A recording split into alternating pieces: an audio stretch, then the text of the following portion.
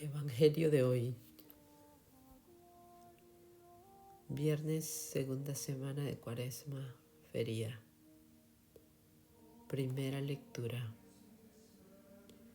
Lectura del libro del Génesis, capítulo 37. José, vendido por sus hermanos. Jacob amaba a José más que a todos los otros hijos, porque le había nacido en la vejez y le hizo una túnica con mangas. Al ver sus hermanos que su padre lo prefería a los demás, empezaron a odiarlo y le negaban el saludo. Sus hermanos trashumaron a Siquem con los rebaños de su padre. Israel dijo a José: tus hermanos deben de estar con los rebaños en Siquem. Ven que te voy a mandar donde están ellos. José fue tras sus hermanos y los encontró en Dotán. Ellos lo vieron desde lejos y, antes de que se acercara, maquinaron su muerte. Se decían unos a otros: ahí viene el soñador, vamos a matarlo y a echarlo en un aljibe. Luego diremos que una fiera lo ha devorado. Veremos en qué paran sus sueños. Oyó esto Rubén e intentando salvarlo de sus manos dijo: no le quitemos la vida. Y añadió: no derraméis sangre, echadlo en este aljibe, aquí en la estepa. Pero no pongáis las manos en él. Lo decía para librarlo de sus hermanos y devolverlo a su padre. Cuando llegó José al lugar donde estaban sus hermanos, lo sujetaron, le quitaron la túnica con mangas que llevaba puesta. Lo cogieron y lo echaron en un pozo. El pozo estaba vacío, sin agua. Luego se sentaron a comer y al levantar la vista vieron una caravana de ismaelitas que transportaban en camellos goma, bálsamo y resina de Galaad a Egipto. Judá propuso a sus hermanos: ¿qué sacaremos con matar a nuestro hermano y con tapar su sangre? Vamos a venderlo a los ismaelitas y no pongamos nuestras manos en él, que al fin es hermano nuestro y carne nuestra. Los hermanos aceptaron.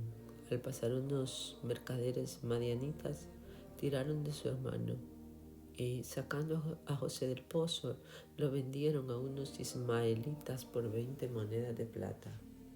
Estos se llevaron a José a Egipto. Salmo responsorial, Salmo 104. Recordad las maravillas que hizo el Señor. La palabra del Señor acreditó a José. El rey lo nombró administrador de su casa. Llamó al hambre sobre aquella tierra, cortando el sustento de pan. Por delante había enviado a un hombre, a José vendido como esclavo. Recordar las maravillas que hizo el Señor. Le trabaron los pies con grillos, le metieron el cuello en la argolla hasta que se cumplió su predicción. Y la palabra del Señor lo acreditó.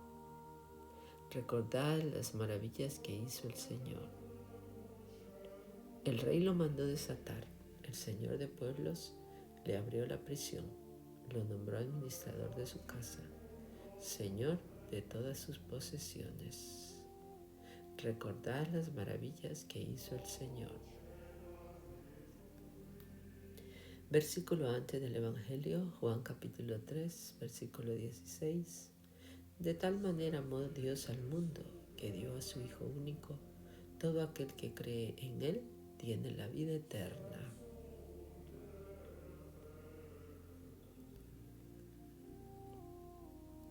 Santo Evangelio. Lectura del Santo Evangelio según San Mateo, capítulo 21, versículos del 33 al 43 y del 45 al 46. Matemos al heredero. La piedra que desecharon los arquitectos es ahora la piedra angular. En aquel tiempo Jesús dijo a los grandes sacerdotes y a los notables del pueblo: escuchad otra parábola. Era un propietario que plantó una viña, la rodeó de una cerca, cavó en ella un lagar y edificó una torre.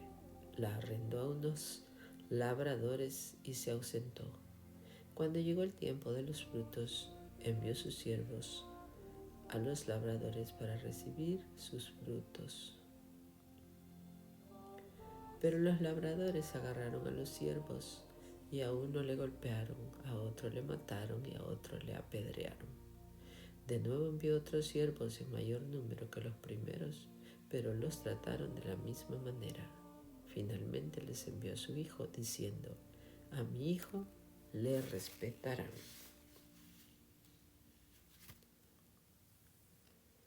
Pero los labradores, al ver al hijo, se dijeron entre sí: este es el heredero. Vamos, matémosle y quedémonos con su herencia. Y agarrándole le echaron fuera de la viña y le mataron. Cuando venga pues el dueño de la viña, ¿qué hará con aquellos labradores? Dícenle: a esos miserables les dará una muerte miserable y arrendará la viña a otros labradores, que le paguen los frutos a su tiempo.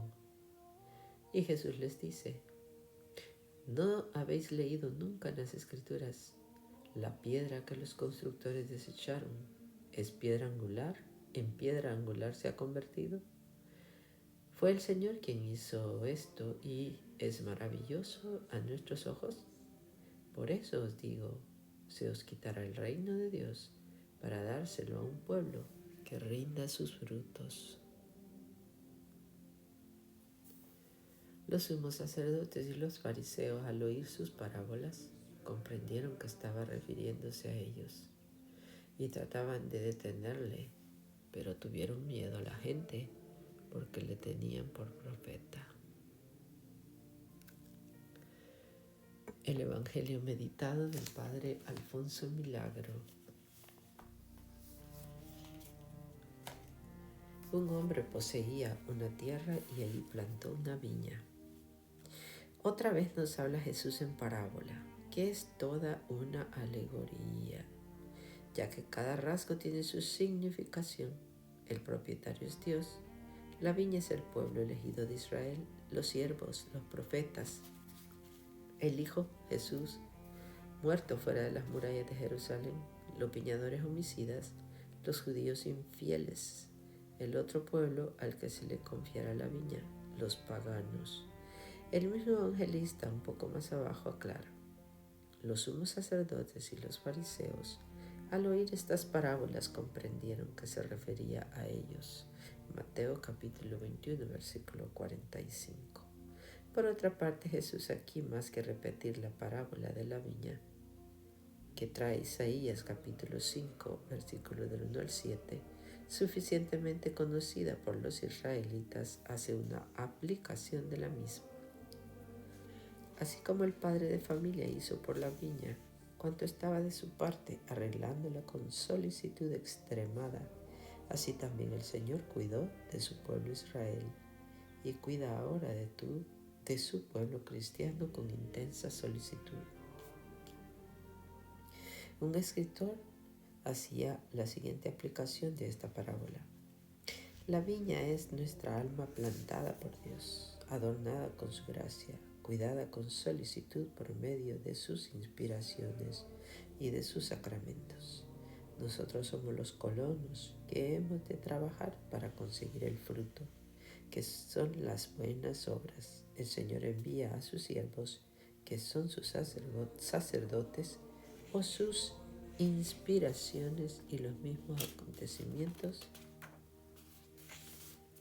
de la vida, para que nos inciten a la producción de los frutos, que son las buenas obras y el mejoramiento de nuestra vida.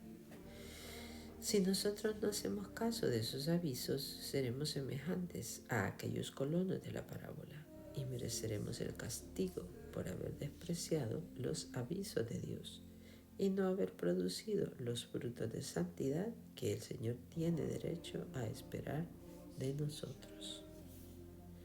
Vivencia. Piensa un poco en los innumerables beneficios y gracias que has recibido de Dios. Realmente no se pueden contar. No hay momento en el que no estés recibiendo de Dios el don de la conservación en tu ser y además muchísimos otros beneficios. Tus ojos ven, tus manos y pies se mueven, tus pulmones respiran, gozas de la compañía de los tuyos, etc. Si amor con amor se paga, beneficios recibidos con gratitud se aceptan. Sé agradecido a tu Dios y respóndele con amor sincero y profundo, con amor sacrificado y perseverante.